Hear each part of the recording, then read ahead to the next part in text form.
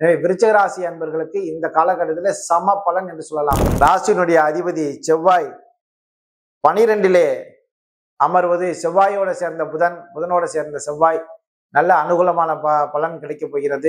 4ஆம் இடத்திலே இருக்கக்கூடிய ராகு பகவான் 5ஆம் பார்வையாக புதனையும் செவ்வாயும் பார்க்கக்கூடிய பொழுதிலே உங்களுக்கு புத்திஸ்தானம் மேம்படும். ஸ்தானத்துல 11 அமர்வது, 12 கூடியவர் 11 அமர்வது சில சுபகாரியங்களா நீங்க செஞ்சுக்கணும். கூடி வாழ்ந்தால் கோடி நன்மை என்பதை போல நட்பு வட்டாரம் சிறப்பாக இருக்கிறது. இடம் சார்ந்த பிரச்சனைகள் உங்களுக்கு தீரும். இந்த திருமணம் முடிந்து மன முறிவு ஏற்படக்கூடிய தம்பதியர்களுக்கு மன முறிவு கிடைக்காமலே சேர்ந்து வாழக்கூடிய வாய்ப்புகள்லாம் வரும். குரு பிரம்மா குரு விஷ்ணு குரு தேவோ குருவே மகேஸ்வரகா குரு சாட்சா பிரம்மா தஸ்மை ஸ்ரீ குருவே நமாக குருவே சர்வலோகானாம் விஜே அவரோகிராம் எதையே சர்வ வித்யானாம் சிரதட்சணாமூர்த்தி நமாக. அன்பார்ந்த அம்மன் அருள் டிவி நேயர்கள் அனைவருக்கும் அன்பான வணக்கம். நான் உங்கள் யதார்த்த ஜோதிடர் சிவஸ்ரீ உமையர்த்தங்கம் குருக்கள்.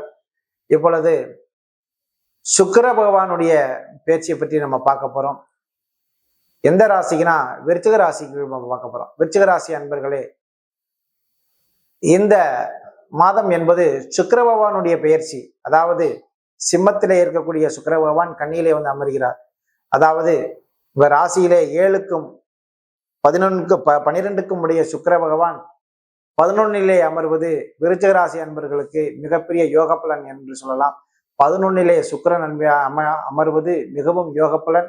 அதே போல சுக்கிர பகவான் 11 ராசியிலே 3ஆம் பார்வையாக உங்க ராசியை பார்க்கிறார். ராசியினுடைய 12 கூடிய அதிபதி 11 அமர்ந்து 3ஆம் பார்வையாக ராசியை பார்ப்பது உங்களுக்கு நல்ல யோக பலன் சொல்லலாம். அதாவது நட்பு வட்டாரம் கூடும், சகோதர மனப்பான்மை மேம்படும், கல்வியிலே சிறந்து விளங்கக்கூடிய மாணவ மாணவியர்களுக்கு பட்டம் பெறக்கூடிய சூழ்நிலை ஏற்படும்.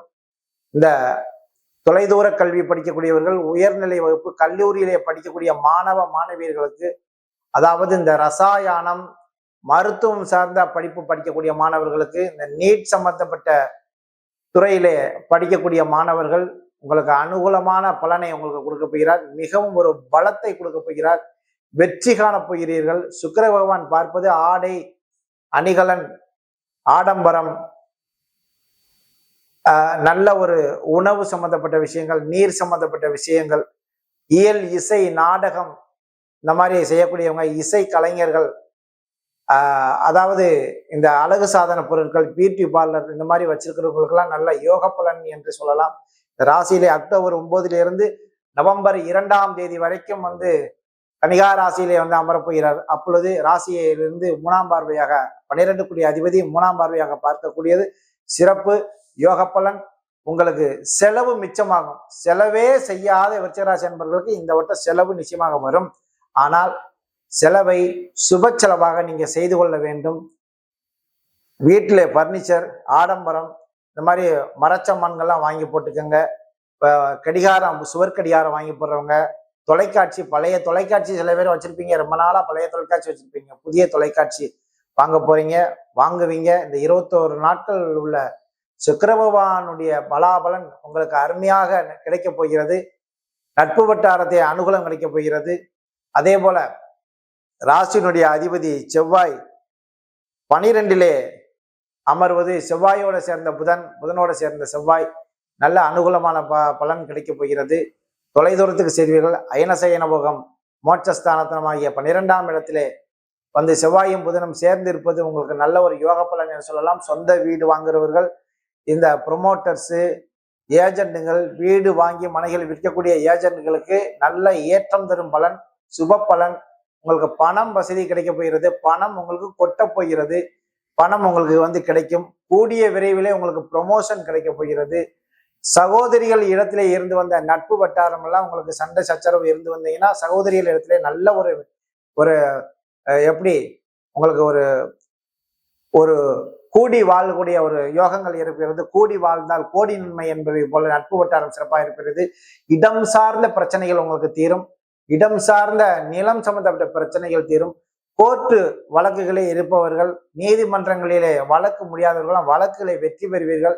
பொதுவாகவே விருச்சிக ராசி என்பவர்கள் எந்த நேரம் கோர்ட்டு கையோட தான் இருப்பாங்க. ஏதாவது ஒரு விஷயத்துல, ஏதாவது ஒரு தொழில்ல கோர்ட்டு சம்பந்தப்பட்ட பிரச்சனை இருக்கிறவங்க கோர்ட்டு வழக்குகள் தீரும். வெற்றிகள் கிடைக்கும். ராசியினுடைய அதிபதி செவ்வாய் 12ல இருந்து 4ஆம் இடத்திலே இருக்கக்கூடிய ராகு பகவான் 5ஆம் பார்வையாக புதனையும் செவ்வாயும் பார்க்கக்கூடிய பொழுதிலே உங்களுக்கு புத்திஸ்தானம் மேம்படும். அங்கிருந்து ராசியினுடைய அதிபதி 3ஆம் பார்வையாக பார்க்கிறார், அதுவும் ஒரு யோக பலன். எனவே விருச்சிக ராசி அன்பர்களுக்கு இந்த காலகட்டத்தில் சம பலன் என்று சொல்லலாம். ஒரு 60% பலனை நீங்க எதிர்பார்க்கலாம். விருச்சிக ராசி அன்பரை பொறுத்தளவுல கஷ்டம்னு ஒண்ணு இருந்துச்சுன்னா வெளியிலேயே சொல்ல மாட்டாங்க. விருச்சிக ராசி அன்பரை பொறுத்தளவுல கஷ்டம் இருந்துச்சுன்னா வெளியில சொல்ல மாட்டாங்க, அது தனக்குள்ளேயே வைத்துக்குவாங்க. எப்படா வெற்றி கிடைக்கும், எப்படா நமக்கு இந்த வெற்றி இந்த தோல்வியிலிருந்து மீண்டு வரலாம் அப்படிங்கிறவங்களுக்கு உங்களுக்கு சுலபமா நீங்க வெளியே வந்துடுவீங்க.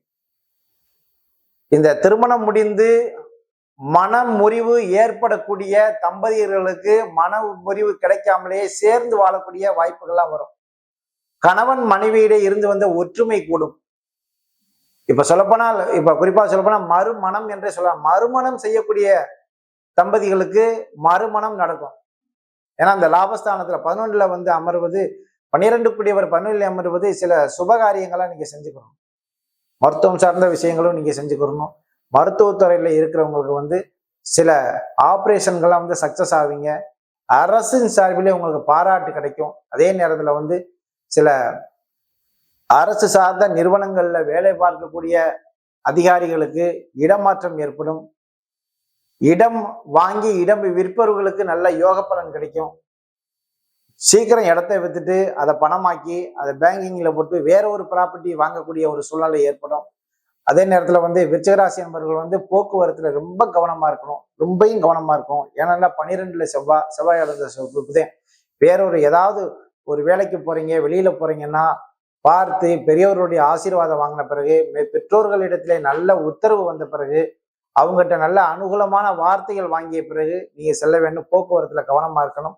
உங்க ராசியிலே 3 நட்சத்திரங்கள், அதாவது விசாக நட்சத்திரம், அனுஷ நட்சத்திரம், கேட்டை நட்சத்திரம். விசாக நட்சத்திரத்துடைய அதிபதி குரு பகவான், கேட்டை நட்சத்திரத்துடைய அதிபதி சனி, அனுஷ நட்சத்திரத்துடைய அதிபதி சனி, கேட்டை நட்சத்திரத்துடைய அதிபதி புதன் பகவான் 12லே இருக்கிறார். ராசி விசாக நட்சத்திரத்துடைய அதிபதி குரு பகவான் 8லே இருக்கிறார். ஆயுள் ஸ்தானத்தில் இருக்கிற உங்களுக்கு ஆயுள் சம்பந்தப்பட்ட பிரச்சனைகள், அதாவது வயது முதிர்ந்தவர்கள் வீட்டிலே வந்து மருத்துவம் சார்ந்த விஷயங்களை பார்க்க போறவங்கலாம் வந்து இப்ப வந்து எந்த விதமான மருந்து மாத்திரைகள் ஆஸ்பத்திரி செலவெல்லாம் நிச்சயமாக குறையும். அங்கிருந்து குரு 4ஆம் பார்வையாக சுக்கிரனை பார்க்கிறார், அது மிகப்பெரிய யோக பலன். 12 கூடியவர் வந்து 11ல இருந்து 3ஆம் பார்வையாக ராசியை பார்க்கும் பொழுது, ராசியினுடைய அதிபதி செவ்வாய் 12லே புதனோடு சேரும் பொழுது உங்களுக்கு சிறப்பான யோக பலன், நல்ல பலன் என்று சொல்லலாம். அதே போல அனுஷ நட்சத்திரனுடைய அதிபதி சனி பகவான் 5லே இருக்கிறார்.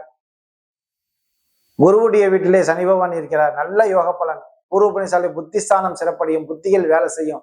தலை சார்ந்த பிரச்சனைகள், இந்த தலையில வந்து தலைவலியா இருக்கக்கூடியவங்களுக்கு, இந்த நீர் சம்பந்தப்பட்ட பிரச்சனைகள், நரம்பு சம்பந்தப்பட்ட பிரச்சனைகள் இருக்கிறவங்களுக்குலாம் தீரும். அதே போல கேட்டை நட்சத்திரனுடைய அதிபதி புதன் பகவான் ராசியிலே 12லே இருக்கிறார். 11 கூடியவர் 12லே இருப்பது அயனசைன போகம் விரயஸ்தானத்திலே இருக்கிறார். சிறப்பான யோக பலன் என்று சொல்லலாம். எனவே விருச்சிகராசி என்பவர்களுக்கு நல்ல யோக பலன் இப்பொழுது கிடைக்கப் போகிறது. அனைவரும் வெற்றிக்கு மேல் வெற்றி கிடைக்கப் போகிறது.